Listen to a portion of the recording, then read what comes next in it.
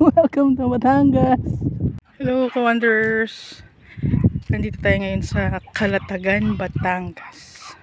So, it's my birthday and ayun,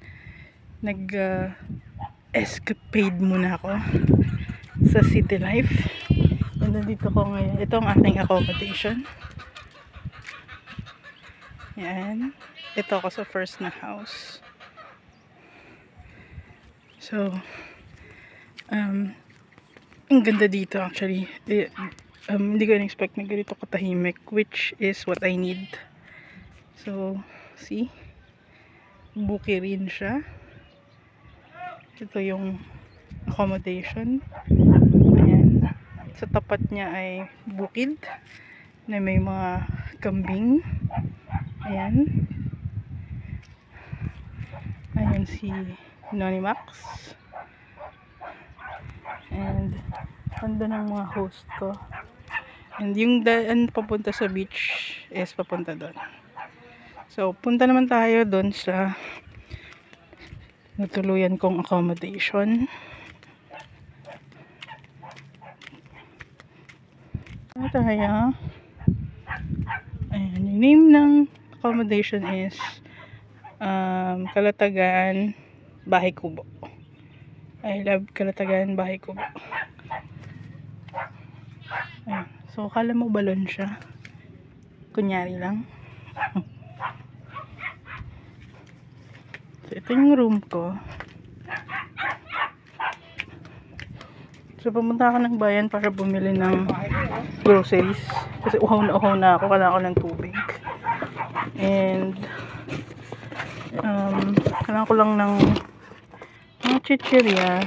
And, syempre, my birthday, we're gonna celebrate.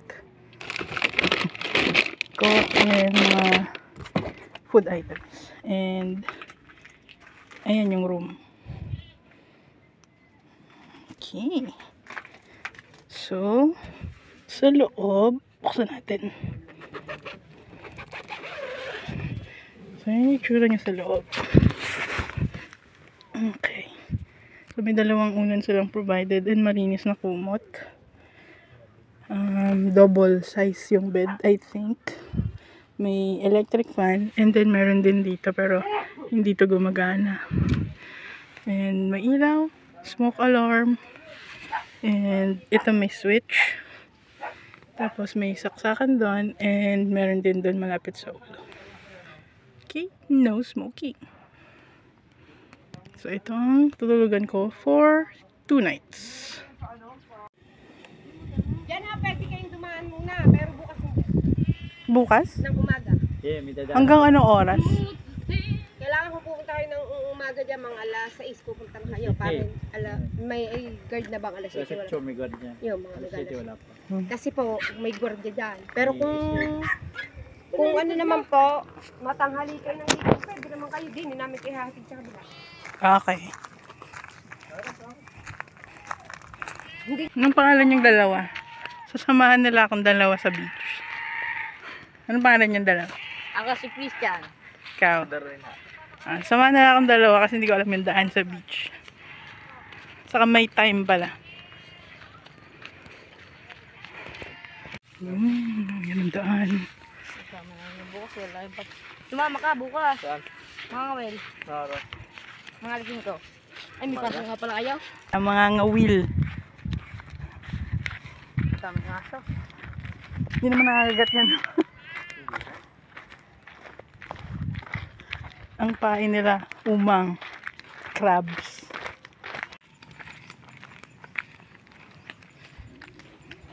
Ay, liligo kaya? Hindi ah. Hindi. Paglakad ng dalawa, naiwan na ako. Kasama ko yung mga aso. Aking mga guide.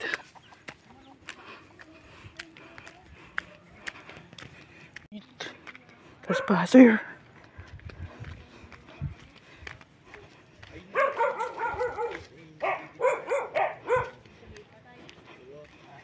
Nasa gilid na siya ng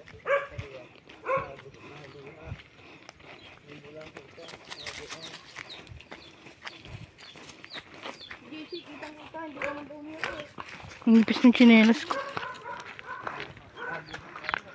Yun yung kasya sa motor, yung dinala ko. Hindi ko naman alam na may hiking tayo. Ang sakit sa paa ng bato.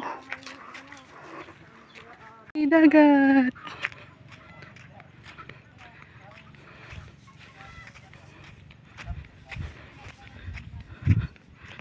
Ayan na siya.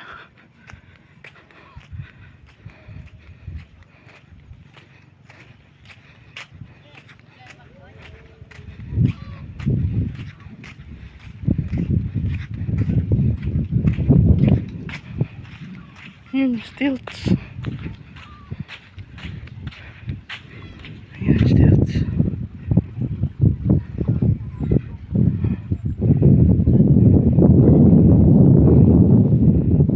Andun ang sunset. Ayan lagi.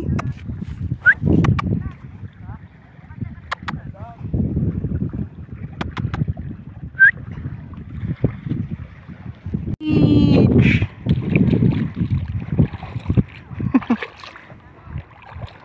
Lamig.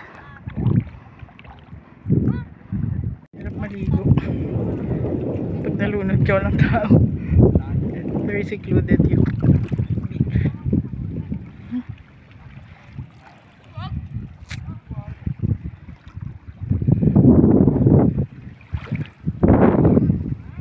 Itong beach na to sa akin kasi other side doon lampas lang ng stilts is Manuel Uy. Ilang beses na akong nakapag-camping doon na nakaligo. And napaka peaceful ng water doon. Sobrang babaw. Siguro mga yung I don't know if nakikita yung kahoy na yon na nakausli. Siguro gano'n nakalayo yung nilakad mo. And hanggang tuhod lang yung water. Kagaya nito. And hindi, yun nga lang ang problem naman is mabato yung water. And may possibility na sugatan ka. Bubog, ganun. Kasi hindi naman siya yun talagang na-maintain. Although resort yung Manuel Uy, hindi pa siya ganun ka-develop. I don't know ngayon if develop na siya, pero that time nung pumunta ako dun before pandemic sobrang cowboy lang dun. Yung unang punta nga namin dun is wala kaming tent, wala kaming dalang kahit ano, motor lang talaga yun yung damit namin. Tulog kaming under the stars. Sobrang lamig.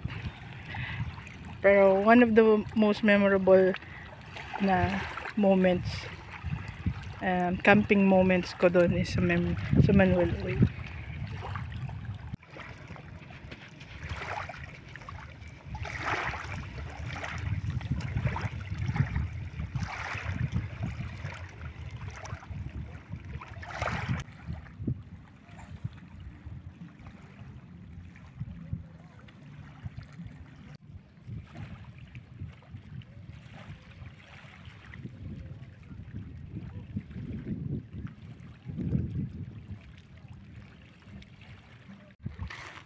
Bigat.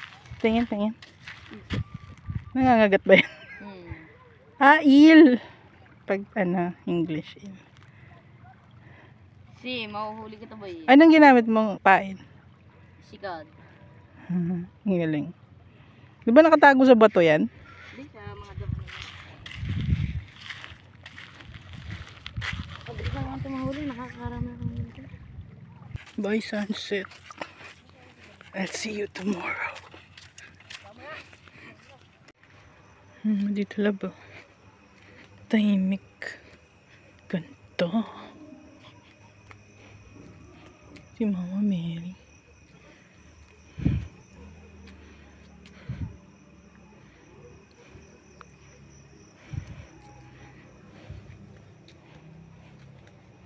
Doon ako.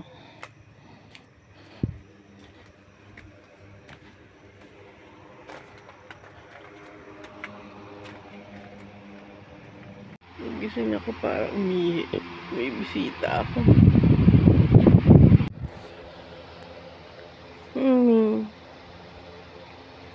Sarap. Init.